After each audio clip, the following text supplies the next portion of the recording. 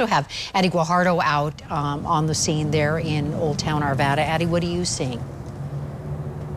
And we're right off Upham Street and SWAT right around the corner. It's a very active scene right now. You can see right outside Shrine of St. Anne's School, there's a couple of officers out there that have been conducting interviews with people. And right now joining me is Reverend Gretchen. And, you know, she didn't hear any of the shots fired off. But, Reverend, you can just look at me the entire time. But you did see the chaos and talk to us about where you drove through and what you were feeling. So I live right behind you where you're standing. I'm sorry, I'm looking at the camera. I live in Olde Town, and I drove through 57th and Old Wadsworth at the four-way stop at 1:38, and I thought it was very quiet at the establishments in there, like eerily quiet.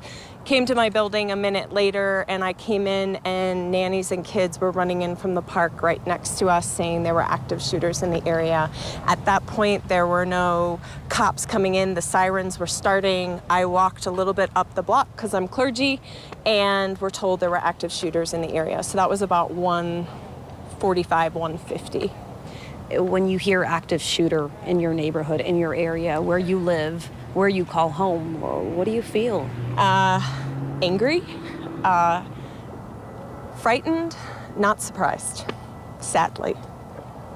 I think this is what we see. This happened to be on my street corner today, but I think it happens in many places every single day, and it happened here today, so it affects us, but it's very sad.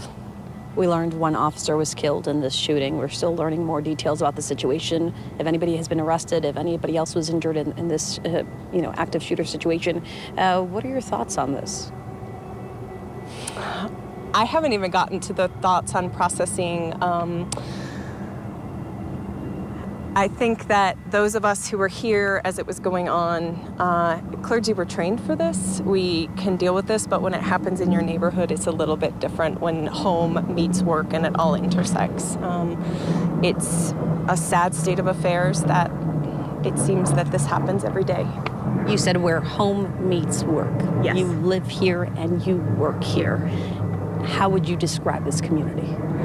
I would say this community in Olde Town, these are the people that we break bread with. We are patrons in their stores, and I walk my dogs through Olde Town 3 times a day. This is where I live, this is where I work, and I think that there is camaraderie, and I don't want to...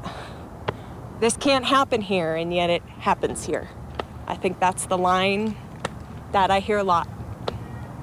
You're talking about how it's happened in other places, now it's happening here in your backyard. Yep. What is the takeaway? After today, do you think this is going to change your entire perception of how you take your dogs out for a walk? Before you go to work, do you think it's going to change your routine? I think there's definitely going to be a piece of caution, and I also think that this is reality of where we are in America, and I'm going to say that, that this is the steps we take every day, and there are places that probably deal with a lot more than we do. But I think Arvada,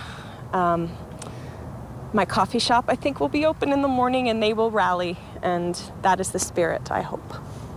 Arvada strong? Arvada strong.